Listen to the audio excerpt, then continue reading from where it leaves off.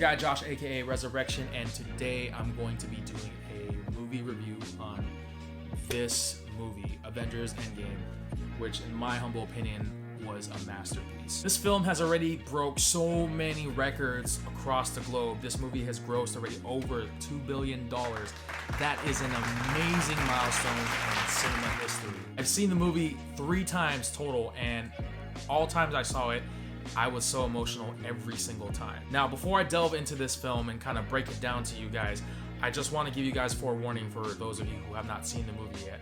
There are going to be massive and major spoilers in this review, so if you have not seen Avengers Endgame yet, please just stop the video right now. You guys have been warned. Okay, with that being said, why don't we jump into this? Well, pretty much the film, it starts off, shortly after the events of Infinity War. It focuses on the beginning with Barton, also known as Hawkeye, who later then becomes Ronin. In this film, he's with his family. He's having a family picnic with his family, and suddenly they just get dusted like everyone else and disappear. Film later then fast forwards 5 years later, and then after that you pretty much just kind of see the remaining Avengers kind of coping with the loss of their comrades and everyone else from Thanos' snap. Now, this movie was approximately about 3 hours and 4 minutes. It was a very, very long film, but there are a lot of great moments in this film, and I feel like there's a lot of iconic moments. Now, I'm just gonna mention some of the moments that really stood out to me in this film and talk about it just briefly. One of the WTF moments for me in this film was when Captain America actually was able to wield Thor's hammer and Mjolnir. It was just such an epic scene in the film, and I really wish I could show you guys some footage of it on my videos, but due to copyright reasons, I'm not gonna do that, but it was so dope. When that happened in the theater for the first time, the whole crowd went bonkers, man. It was insane. It was like a freaking playoff game, and we were down 1 point, and then this was the game-winning shot. That's what it felt like to me. There was just so much energy.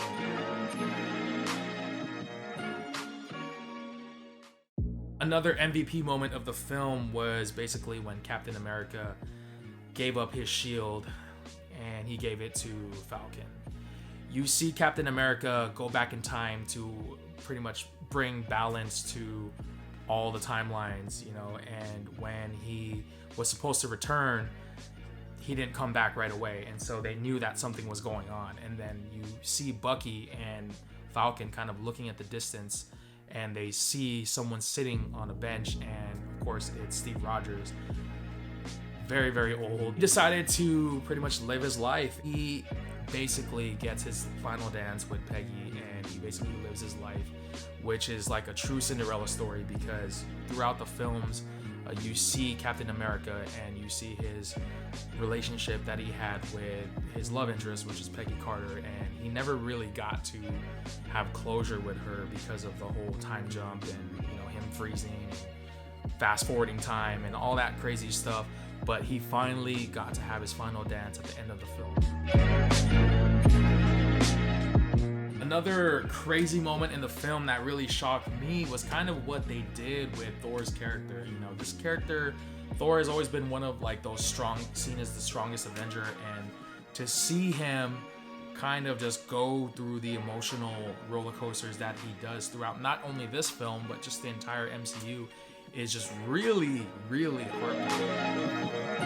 It's kind of like a tragedy, because you just look at his character and what he has become, and it's really kind of concerning, but he does have a happy ending in the end. I thought it was also really cool to kind of see the Hulk and Banner just kind of become one, to become like Professor Hulk. It was really cool to see that, and it's really different because when you see Hulk, you think of this giant green angry monster every single time, 24/7, and he's actually very calm in this film, and he has his consciousness, which is kind of weird to a lot of people who don't know about Hulk in the comics, but he actually does kind of sort of have this persona in the comics, which was really cool that they did that. This film had a lot of funny moments, but there were also a lot of emotional moments.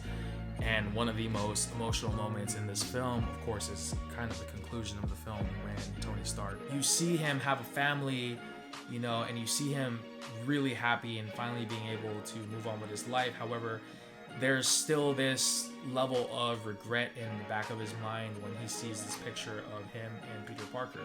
And, you know, Peter Parker was like the son that he never had in this film. And I think that he kind of wishes that he could change this. Stark pretty much wields the Infinity Stones and the Gauntlet, and he basically snaps his fingers and says, I am Iron Man. And that ultimately leads to his demise.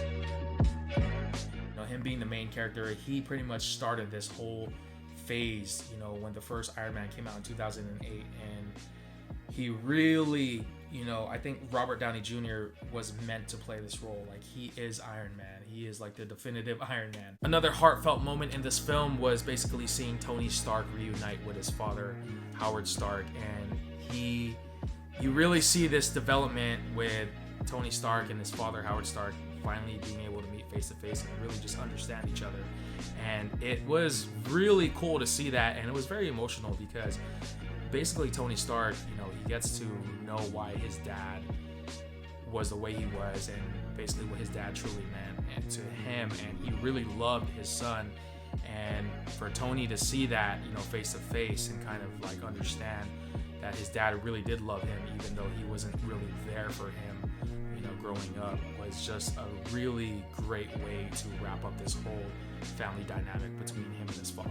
Not gonna lie, you know, there was a tear that probably came down my eye. I'm admitting it right now, but it was a very sad moment. And I personally am a Team Cap guy, but I gotta say that that moment where Tony Stark basically gave up his life was just, I think he takes the crown for that one. This film has one of the biggest antagonists of the whole Marvel and Avengers franchise, Thanos, and Thanos is a really great villain. I know a lot of people hate this character so much because of what he did in Infinity War and even what he did in Endgame, but that's what makes a villain, you know.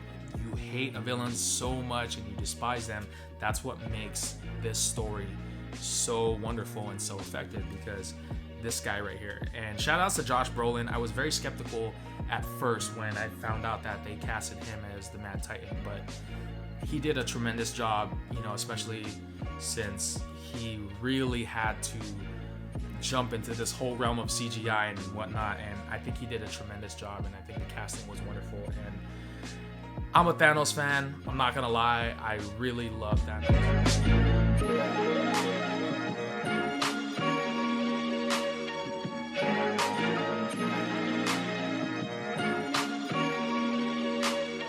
Bummed to see him turn to dust, you know, but I guess what goes around comes around. That's kind of just the name of the game. And you know, it was really sad to see him turn to dust like that when Tony Stark snapped his fingers, but in the end, you know, good will always prevail. Another crazy moment in this film was what happened to Black Widow. So her character pretty much she sacrificed herself to get the Soul Stone, and you know, just like Thanos did to Gamora, Black Widow pretty much gave up her own life to give Barton the Soul Stone, which, damn, I hate that stone so much. I thought like it wasn't necessary to kill her off, but you know, I read a few articles and I read why the Russo brothers decided to kill off her character. And pretty much long story short, you know, she really had nothing to live for. She did not know her parents at all. And she pretty much, her only family was the Avengers. And she would do anything to bring her family back, and basically that's what she did. Overall, this film, I think, is one of the best films in cinema history, and I'm not just saying that because I love Marvel. I'm saying that because the way that, you know, this whole MCU and, you know, Kevin Feige being the president of Marvel Studios, he and the whole crew, it's not just him, but everyone that participated in this big gigantic project really gave it their all. Overall, if I were to rate this movie on a scale to 1 to 5, I honestly would rate it like a 4.9. You know, I wouldn't say it was perfect because there were definitely a few plot holes, and you know, I feel like not every movie can be perfect. There's always going to be room for improvement, but you know, this movie was phenomenal. All right, guys, well, that is pretty much going to wrap up my review of this amazing movie. You know, leave a comment below in the comment sections. Let me know what you guys think about this film. Did you like Endgame? Have you seen it yet? or are you a fan of Marvel? Do you like what Marvel Studios did with this whole franchise, or did you not like the film? What did you not like about it if you didn't? And yeah, just share your thoughts in the comment section. Thank you guys for tuning in again. Please don't forget to subscribe to the channel and hit the bell to stay updated as soon as I post my videos. Thank you guys from the bottom of my heart, and I will see you guys on the next one.